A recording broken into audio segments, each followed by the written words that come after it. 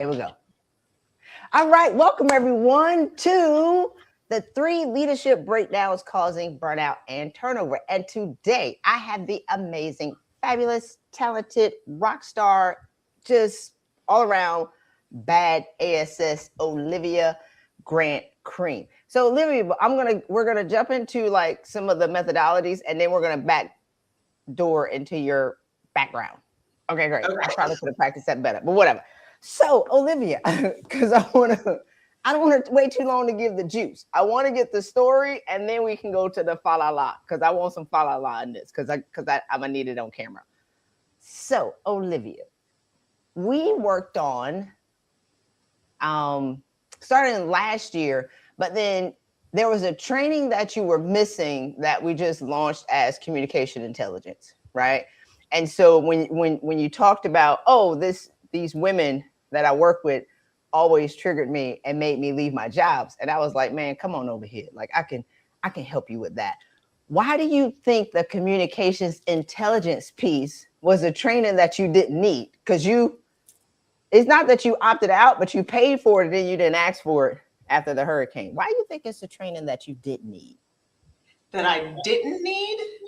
Well, I think I'm an HR professional, right? So observing people's behaviors, behavioral norms, psychology, all of that is kind of hard lined into my profession.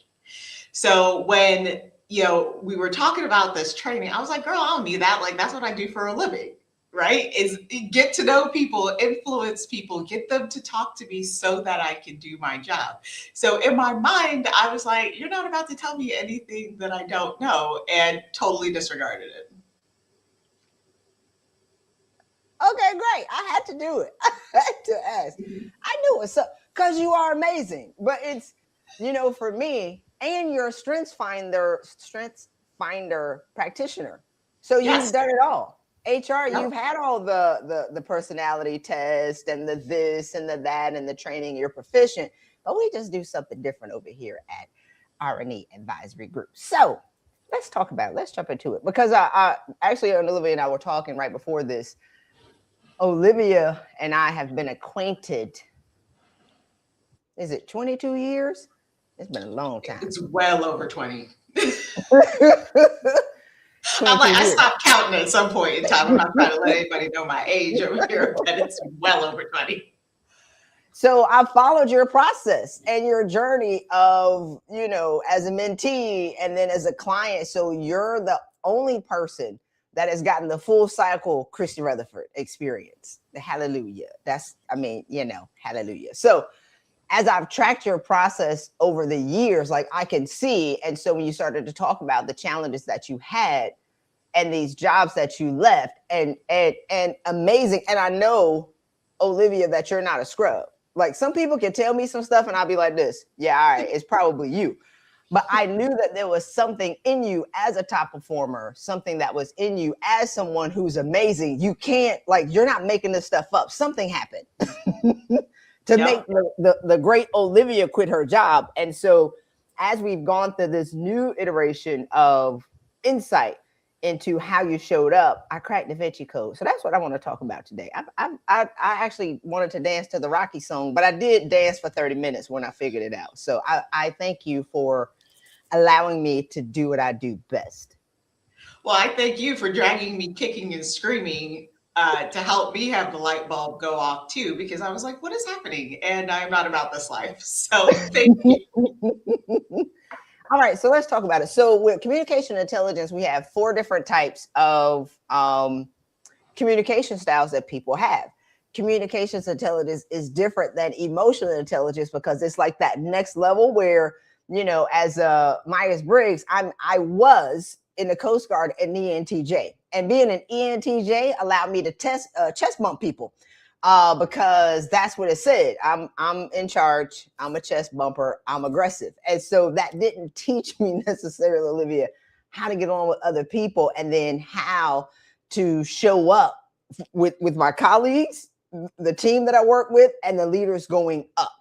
And so what ours is, we have process, detail, visionary, and connection. And so when you took the assessment, you thought that you were a connection I did. first. Um, I did. Y'all, we're laughing because I was so wrong. It's like I aspired maybe to be a connection because I'm in HR. I like to think that, people are the center of all I do. And, that's the root of me. It was not true. oh, okay. So you are more process driven, and then a Yeah, visionary as your secondary correct. connection. So what's the difference in the process and the connection? And once you were not necessarily called out, I think I did call you out. I was like, you You called me lied. out.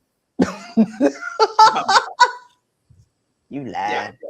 What was the difference in how you own that truth though? And then what did you learn about yourself in how you show up in your environments?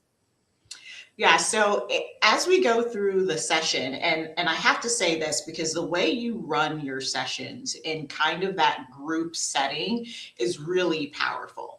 And it wasn't so much looking at the definitions of the words process, visionary, connection that made it go off for me. There was actually a moment where my process screamed at everyone on the screen. And what happened, you guys, is we were talking about doing some work, and I'm surrounded by other super high achieving women, and we were talking about somebody missing a deadline, and it was due on Tuesday and it didn't get done, and I was like, well, you should have done it Monday night, and kind of talked through my teeth at them, triggered at the thought that someone was going to miss a deadline and not own up to it and not do everything in their power to not miss that deadline. And when the people on the screen reacted to my response to the thought of missing a deadline, they were like, ooh, girl, you might be a little bit scary. And as they reacted and made fun of me a little bit, it held up a mirror to my face, and it made me realize, oh man, like I don't value the relationships and the people piece most. I value the process and I value the vision. First, we get to the people, right? But first, I want to know that we're doing what we're doing on time. There's a rationale for what we're doing it. We can scale it across the business. And then I think about how does this impact the people and how do I form relationships to execute on the vision that was just formed. So I think the beauty in what we're doing here and what you're doing here, Christy, is sometimes you need other people to respond to the reality of you versus you diagnosing your own perception of yourself. That perception and reality can be off at times. Yes, I agree. Yeah, when you talk through your teeth, oh God. That's like Freddy Krueger. I think you said it was one of your top 10 moments that you're going to relive because of how aggressive it was and how funny the fallout was. Super. But here's the thing, right? When it comes to wanting to be a great leader, like it's so hard to be a great leader. People think that being a leader is a cakewalk, and because we make it look shiny, that we suffering and we can't tell nobody because nobody cares that the leader is suffering. And so we fight and we claw and we get these positions, and then we get there, you be like, this is the biggest okie doke I've ever seen in my life. And so I always think we need the most help and nobody cares. We need I would double click on that, Christy, and say we need the most help, nobody cares, and we won't allow the help. Yes, because we know everything. And we're crazy. Yep. So what we always do, and this is what I've done for 25 years, right? Like I'm always looking at the person. I'll be like, yeah, you can complain about the organization all day, but I'm looking at y'all like, but I know you can be better. And so, even for my Coast Guard time, I have the data I have the data of what the organization should have done, and then what I did when I created that mentorship network. And in 2020, when I saw the data, oh, it's game over after that. It's like, okay, so there is a piece that organizations are responsible for. They should be responsible for, but then there's also a piece that we're responsible for. And so as I'm watching the evolution of people and leaders in the normalized chaos, that was our jam. That was crisis management. We waited for something to happen. Like we weren't excited unless we were on fire. And so as I'm watching that become normal in corporate, I'm looking at leaders eject, disengage, meltdown, FMLA, because they're not, I would say, I don't even know if we were equipped to manage it as long as we did, but it's like, if I can create something to be able to create ease for the leader so we can be who we want to be. Like we want to be great at a certain point, we just don't know how to. And so that's what I want to talk about today. And I'm glad you're here to share your insight, because at the end of the day, there's something that causes burnout. There's something that causes turnover. There's something that causes top performers to check out. And I think that we deserve to be happy after we've worked for 15, 20 years, but somehow we don't get that. And then we can get caught in our own way. So as the visionary person was triggering you to no end, what does that show up like, as a process person? I mean, the process visionary, the connector who was late, the connector who normalized showing up 2 hours late was sending, look at your teeth, was sending you. Look at your teeth. Like she was sending you. And so that's the beauty of, whether we're in person, it would have been same thing. You would have just did the same thing. Or whether it's virtual, she was sending you to the moon. So what is it about that behavior that you thought was just disrespectful? And then you started to understand, no, that's who she is. How did that change how you saw yourself? And how did that change how you saw people who you may have thought were flaky, but that's just actually who they are? Well, I think you're bringing up something super important here. I think for a process-driven person, we're not thinking about you at all. We're thinking about what we need to get done. And it needs to get done when we said it needs to get done, period, end of story. So the thought process of like, oh, maybe this person has something going on, or maybe this is just how they are, and it's not disrespectful to the mission. It's not disrespectful to the agenda, what we're trying to do. That thought doesn't even cross your mind until someone else says it to you, or you become aware, like I have through this process. All I could see is we agreed to start at X time because we had X mission to accomplish in the time that we had. And you cut our time short because you couldn't figure out how to get there on time, right? So for me, it was so disrespectful to what we had agreed to. It was a blatant disregard for the mission. And I'm like, well, why are you here then if you're not if you're not going to accomplish the mission? So the truth is, I wasn't thinking about her at all. Which is shameful to admit as an HR professional now. But I think there's so many of us that are process driven, that are mission oriented, which is how I would have labeled myself before I went through this exercise, that listen, even though there is a mission, you need the people to accomplish the mission, and people are different. So you can accomplish the mission better if you understand how to get the best out of the people who you need to do it in the first place. And I think that was the real unlock for me. Well, I think it's just knowing that they're not intentionally trying to be disrespectful. That's who they are. And then you're able to talk to them in a way that doesn't cannibalize them. He's like, oh, okay, that they're really not being disrespectful. They're just kind of flaky. But I need them. How can I now shape my communication with them so I don't cannibalize them? Okay, and keep them. All right, great. So let's talk about it. So let me get in your business, because it took me too long to get into your business. Let's talk. Once you learn, because once I saw you said, oh my God, these people are the ones, when my boss would do this to me, these people are the ones who would send me to the moon. Let's talk about that, because that, for you, when all those light bulbs went off in your head, it illuminated who you are, who they were. But then I think it allowed you to reframe the story that you had been telling yourself about other people. Yes. Okay, let's talk about that. Let's unpack that. Go ahead. Yeah. So I think to understand what I was thinking about other people, you have to understand a little bit about me to begin with. And I think when you talk about my trauma default, right? I grew up in a house that taught me unintentionally, but taught me that love or validation or being seen was conditional on performance, right? So you don't get nothing. You don't get love, you don't get hugs, you don't get, the blessing to exist unless you are performing towards some kind of goal, right?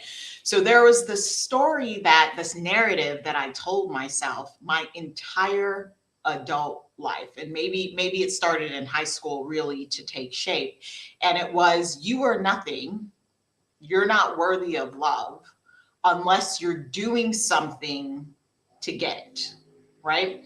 Now, at some point in time in my evolution, I stopped seeking that validation, that love from, let's say, my family, my close personal, relationships. I was like, okay, somehow I had decided it was not going to come from this area of my life. So I unconsciously started to seek that love or that validation at work, right? So I was like, I'm going to be the best that I'm going to be because I wanted to accomplish the mission, is what I would say outwardly. But internally, what was happening, it was like I was only getting that drop in my bucket of love and validation when I was being celebrated at work. So if you had a different personality type, let's say you're the person that shows up late, not because you're being disrespectful, just because that's how you're hardwired, I would see you as a barrier to me accomplishing my mission and preventing me from getting the love and validation that I so desperately needed. You had to die. Like, I couldn't have it. I couldn't have it. You could not stand in my way. I could not allow it, because you were standing in between me and what my soul really wanted, which was that love and validation. And so the fury that people felt for me when you prevented me from doing my job wasn't really about the job. It wasn't really about the mission. It was about the inevitable denial of worth that I perceived would happen if I didn't do this thing that you are now in the way of me doing. So when you said fury, I was hollering in the background. So here's the thing. When I read articles that talk about organizations should provide their people with psychological safety, I'm like, hey man, we don't know why you don't feel safe. Facts. And it's not a blanket one size fits all. Let's talk about psychological safety. Everybody has something in the background. And so it's almost like, how can we, I've been, Olivia, 2 years. I'm the person who would take 2 years to figure it out. It's like I wrote Da Vinci Code. I've been working on it for 2 years. People want psychological safety. I'm like, 1, leaders are just as crazy as you are. 2, is not a one size fits all, because everybody is showing up with something different from their background and experiences that's being ignited by something. And then the lighter fluid is being thrown on it from another source. And then that's what's creating like the epic meltdown that we continue to see. And as Gallup continues to report, disengagement is the lowest, right? Or it's the highest that it's ever been. And it's because the executives are burning out and middle managers are burning out and engagement is being affected. And people are, caught in this self-destructive cycle. My goal is to change that. Okay. So your fury with the people, how did that, so what type of combination would create a, communication combination? What would that person, what is that person's makeup, the first two, then what would they do to you, and then what would that create your reaction? Oh my gosh. So let me tell you, I think the categories of communication that would really send me, I think it's the folks with connection really high. And maybe the detail is really high, but then they lack process. So let me tell you what that looks like in practice. It looks like, hey, Olivia, I want you to go do this thing, and I want you to do it by week's end. Okay, great. Now I start to ask some questions. How did you arrive at this thing that we were going to go do? What problem are we trying to solve? How do we scale this across the organization? How do we get the results that you're after? What results are you after, right? Back to that, what problem are we trying to solve? And how can we put a process in that's going to make sure the repeatability of those results is there? The folks with the connection and the detail, they look at me like this. They have not thought about these things, right? And so if you're telling me, if let's say you're the president of the organization, I'm your HR partner, I'm your right hand, and you're telling me you want me to go do this thing, but you don't know what results we're expecting, you don't know how we're going to scale this, you don't know how it's going to impact people, you have not thought through these details at all, and then you have the nerve to tell me don't ask you any questions, just go do these things. Oh girl, I'm crashing out. I am crashing out. Those are the visionaries you're talking about. That's me, because that's why we were 5 minutes late. That's me. That I make a decision based on no data, no process, no nothing, no details, no don't ask me, just make it work. And I make a decision and you make it right. Okay. But okay. My personality would send you to the moon. I have nothing. What's the process? Why are you asking me? What data? What? How did you even get this? Be like this. If I'm in charge, which is crazy because most CEOs are visionaries. But the great CEOs, we surround ourselves with people who have like the things that we don't have. Marty is a process person all day. Like that's my CEO is my right hand. Like, why y'all talking to me? Talk to Marty. Don't ask me no questions. Why are you asking me for this link? Why do you want the workbook? Why are you asking me for a curriculum? What is wrong with you? Why are you talking to me? I have the idea. Now, I ain't gonna. It's interesting though, Christy, because visionary is very close for me, right? So I understand, like I speak the language, right? Like I understand where you're coming from. I think the difficulty comes in the visionaries that don't want to sit down and just do the work with me and help me answer the questions, right? I'm not asking you to go create a workbook. I know that's not your thing. You're not going to do it. And if you do it, I'm going to hate it and I'm going to redo it anyways. I'm not asking you to do the workbook. What I'm asking you is to sit down for 30 minutes with me. Let me get these questions out of my head so I can be your execution arm. But if you prevent me from executing, you want me to go do this thing, you give me a timeline, and then you stand in the way of me executing because you don't want to ask these doggone questions, I can't manage. Just give me 30 minutes. Just give me the 30 minutes. So I think what we're getting at is that if you would have been sitting at the table with your boss with this information at hand, she would have seen this is what you need. Yes. Does that make sense? And that's why Olivia is doing that. And so we had Sandra. Sandra was a details person with a boss that was like me, asking me a million questions. Hey man, like why did you make that decision? Like I don't know.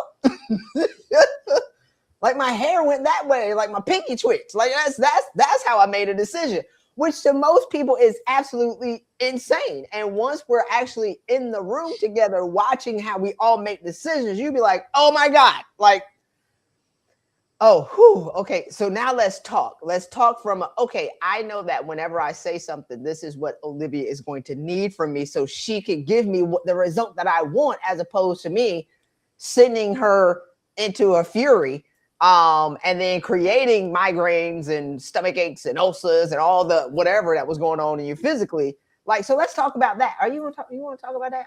Is that Yeah, let's do it. Okay, great. Let's do it. Because this is important, right? Mm-hmm. I'm so happy that you're here. Thank you, ma'am, for let's talk about it. What does fury look like? Like, because you can't, that's your boss. And she wants what she wants. And y'all don't have the communication and the linkage to be like, oh, that's who she is. But how can I communicate with her in a way that's not going to be offensive? Like I'm asking her questions, right? And now you're pissed. What did that do to your health? Well, it didn't do anything good. Let me tell you that. So, I mean, I don't know how far back to go, but I've All had the way back. I want all okay, all the way back. So for years now, I can laugh about it today because I know what's causing the issues. I know I need to manage my own crazy. It's not them. It's definitely me. I mean, it's them too, but it's mostly me. When I would have this fury, and I'm professional enough to not allow it to be explosive at work in the direction that it needs to go. But what would happen, as you guys could tell, I'm typically pretty light. I'm typically pretty bubbly. I'm smiling most of the time. But what would happen when I get upset is I would go, and they would see it on my face. And we would laugh and say, oh, Olivia has RBF or whatever the kids call it these days. But no, I'm mad. You just don't know that this is my mad face because I'm trying really hard to contain it. But let me tell you, ladies, something. It goes somewhere. That anger, that energy, it goes somewhere. And for me, I would carry my stress in my neck, in my back. I carried it in my womb. I had a hysterectomy when I was, oh my gosh, I think I was 41. I had a hysterectomy because that's where I was storing all of my anger. Okay. And not only that, I would get these headaches and I would say things like, well, I'm just not a good sleeper. I would only get maybe 2-3 hours of sleep at night because my head is churning about how I can work around my boss to accomplish the mission, which is nearly impossible to do, you guys. Like, it's really difficult to work around your boss. It can be done, but you're taking the more difficult route. And so my brain was always stewing about how do I accomplish this mission, having to work around these people that I thought were the problem. And it impacted my sleep. And when you don't sleep, all sorts of things happen to you. So it was really, if you look at pictures of me, on Instagram or wherever, I look a mess because I was eating all of that anger and frustration, and I couldn't get it out of my body, and I paid the price for that. So you were in a toxic work environment that was technically your own creation based on how you process data and your trauma default. Yeah, I was the whole toxic everything. Workplaces are just a group of people, right? It's just a group. It's just a group of people. If you learn how to talk to people, if you learn how to understand what they need, then you might not find your workplace so toxic. It was toxic for me because it triggered me in the specific way that created the fury and the spiral that I hadn't figured out how to get over yet. Well, I'm so grateful for this conversation because you're so freaking dynamic and awesome, right? And this is the challenge that I have with leadership theory. I can't take it. Like, I mean, when I read leadership theory, it makes me angry because it assumes leaders are perfect. Leaders are crazy too, if not crazier, and in a good and a bad way. Yes. And so we've just learned how to contain it long enough and aspire and to break down barriers long enough to get to where we want to be. But at a certain point, it's like, how can we have peace, right? Yes. So you're explaining, when I look at leadership theory and the people who write all these leadership, the world's leading leadership authorities, Olivia, have never had jobs. They like, is that true? Yes. It's one of them that I be loudly hating on, but not in a bad way, but in a loud bad way. Like, the dude has 5 New York Times bestsellers. He's a world's leading leadership authority. He has never had a job. Hey, How? he hits because his stuff. Anyway, I ain't gonna go into that rabbit hole, but I'll be looking at people like, man, if you've never wanted to punch somebody in the face, you can't teach me how to be a leader. Like because the authority, the leadership authority would say, I shouldn't want to do that. When I actually really need help on why not to.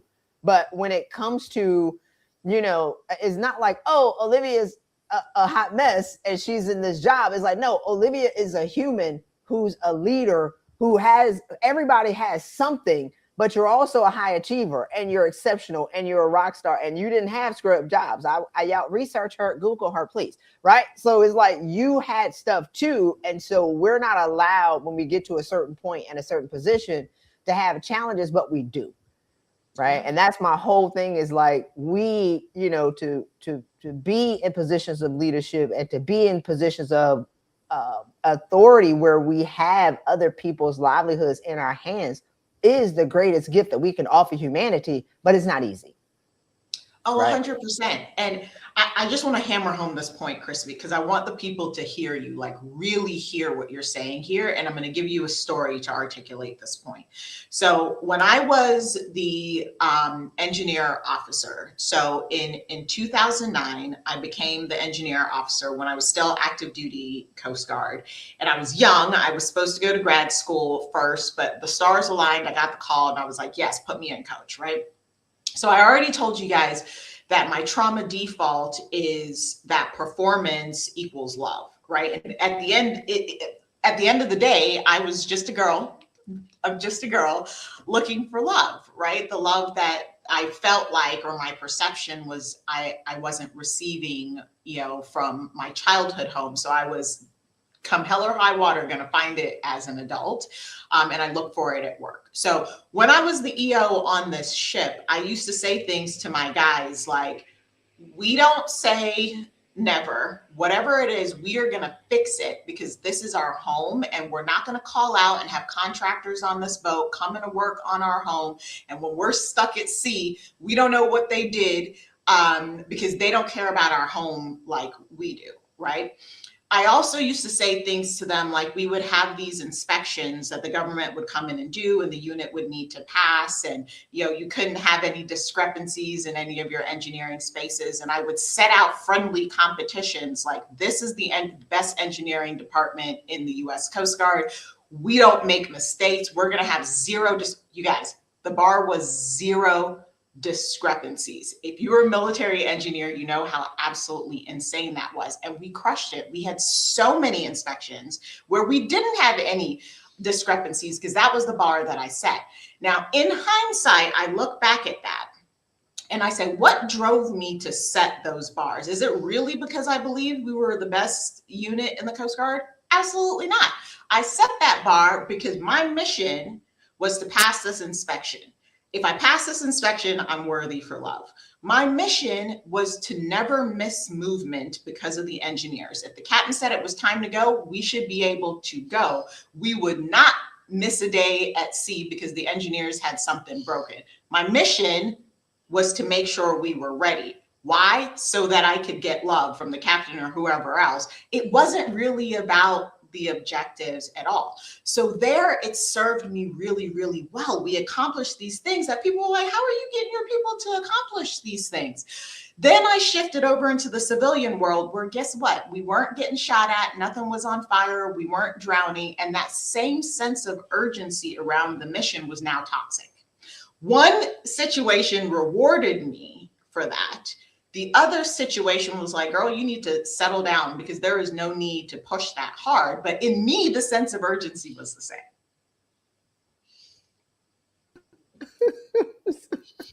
So what got you there won't get you here. Facts. Like, and that's the refresh, because it's my first scripture that I'm quoting. At a certain point, we got to be transformed by the renewing of our minds. Like, leaders need a refresh. We need a refresh. We need to clear the cache of what got us to where we are. And if we're not performing at the levels that we want to perform at, if we're not getting the results that we want to get, if we're being misunderstood, then there's something that needs to happen within us and then within our teams, but within us first, because we can't give what we don't have, right? That Yes. needs to change so we can actually be happy in our success. And I can see your people looking at you like, hey man, you need to chill, because military officers are intense. And so Olivia glaze over that part, because you don't have to stop reading the bios because people are checking off. It's like, it's the whole Instagram, YouTube 3-second attention span thing. So Olivia was the first Black female officer, first Black female engineering officer, one of the first, because it was you and Carrie, one of the first Black female engineering officers of a cutter in the Coast Guard. So she's a history maker. I'm telling y'all, this lady is bad ASS. All right. So your communication style when you felt disrespected, right, would then link to your trauma default of you not getting the result that you want, which is not going to allow you to get the love that you want. The cycle of that over time would create the headaches and the sleeplessness and the fibroids and the unrest and the overall job dissatisfaction. If you had this information 10 years ago, and we don't go back, but I have y'all reflect of what could be different, because it allows you to let the story go, and it allows you to own, it allows you to take your power back, right? What would be different if you had this information, I would say even 5 years ago? Girl, everything. I mean, what do you mean what would be different? Everything. It's probably a better question to ask what wouldn't be different, because it was a game changer for me. And it's so crazy. As a HR leader, when you're doing these trainings with organizations, when you're doing these trainings for leaders, and you're like, you need to have psychological safety with your teams. You need to not be a toxic leader. You need to do all of these things, right? Like, I was the one giving people the training, and the unlock had not come to me that, hey, all the problems that I think are problems with everybody else, girl, it's you. It's you, right? And so, it's so much easier as human beings, and we all do this, to be able to see so clearly the faults in other people's behaviors, especially for me, when your job literally consists of observing and spotting the patterns in human behavior, so that you can manage and enhance performance. You forget to look in the mirror, right? And you forget to start with self. And so had I known then what I know now, I would be looking at myself in the mirror being like, all right, girl, you're not getting the result that you want. What is the result that you want? This person or these people are standing in the way of that, or you are perceiving that they're standing in the way of that. What are they not getting from you that's creating the situation that you need to resolve so that you can accomplish what you need to accomplish? What aren't they getting from you? Instead of saying, this person is this, that, and the other, and they're making me mad, and this and this and that, and just being mad about not being able to bulldoze your way through, it's really taking the breath and looking in the mirror and saying, how can I approach this differently? What within me can I change to get a different result? Man, that would have been a game changer. How would the, if you were sitting in an executive room, because you're an executive with your boss, and y'all did this, as a group, like the 8 of y'all did this as a group, what do you think would have changed between that dynamics? Like because it was not just that boss, it was the other boss too. Yeah. It's like 2 people that were like that. Go ahead. Yeah, Christy, because I had, so let me just clear the air here for a second. I had a lot of amazing bosses. But now when I sit down and look back, those bosses were probably some variation of process and visionary as well. Or maybe they were visionaries with process as a super close second. And because I had a good relationship with them, I'd be like, hey, like, these are the things I'm trying to answer. And I know that you might not have time, but in order for me to do this thing for you, which I really want to do for you, this is where I need your help. It was the bosses that I couldn't figure out the language that I needed, or what was missing in my approach to solve the problem. And you see it with executive teams all the time. Like by the time you become an executive, you're like, all right, like I'm a shark, they're sharks, like there's a bunch of sharks in this room, everybody's proficient, one would hope. I mean, there are cases where that is not the case, but one would hope everybody's proficient, everybody can do their jobs, and you butt heads because you're like, I'm a big deal, and the other executive's like, I'm a big deal, and nobody wants to yield to say, hey, it might be me. It might be my approach. So if I could teach other executives, especially the ones that have executive teams that have some level of dysfunction, it is likely because they don't know what each other needs to run fast. Everybody wants to run fast. Everybody wants to win in those rooms. The question is, what do I need to give my peer so we can run fast together? And what does my peer need to know about me and what I need so that we can run fast together, instead of attacking the blocks that are organic when you've got a bunch of high achieving people in a room. Ooh, that's good. That's a sermon. Swipe left and pass the collection plate. We take Venmo, PayPal, Cash App, and all major credit cards. So last two questions. One, thank you for that. Because I mean, Olivia, when I tell people, I don't say it to be egotistical or arrogant. I just say it because I believe it. When I tell people I'm the greatest, I mean it. That was probably egotistical for people who don't know me. I've been in the game for a long time. Christy Rutherford has been winning for a long time. Like way before LinkedIn was created. So when I look at people and their challenges, like it was a guy at the gym CEO who has a team of about 80 people, stressed out. I was like this, I can help you with that. I can help you.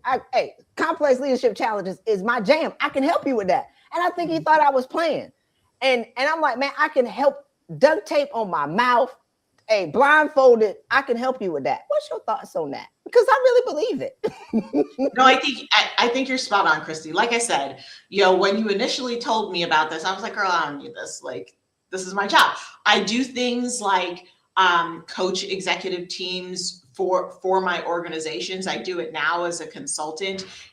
I'm certified to teach the 5 dysfunctions of a team principle, which is kind of what we're talking about here, right? The executive team has some kind of dysfunction.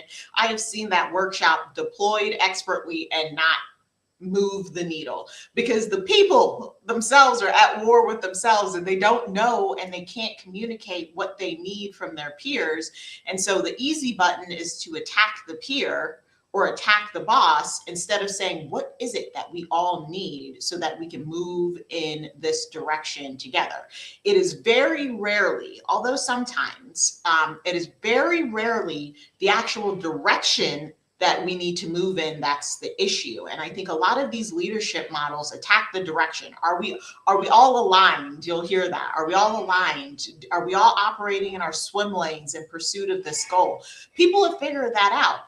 Now it's the deeper level. It's like, what do you need from me if we're running this relay race? How do you need me to hand you this baton so you can run as fast as you need to run?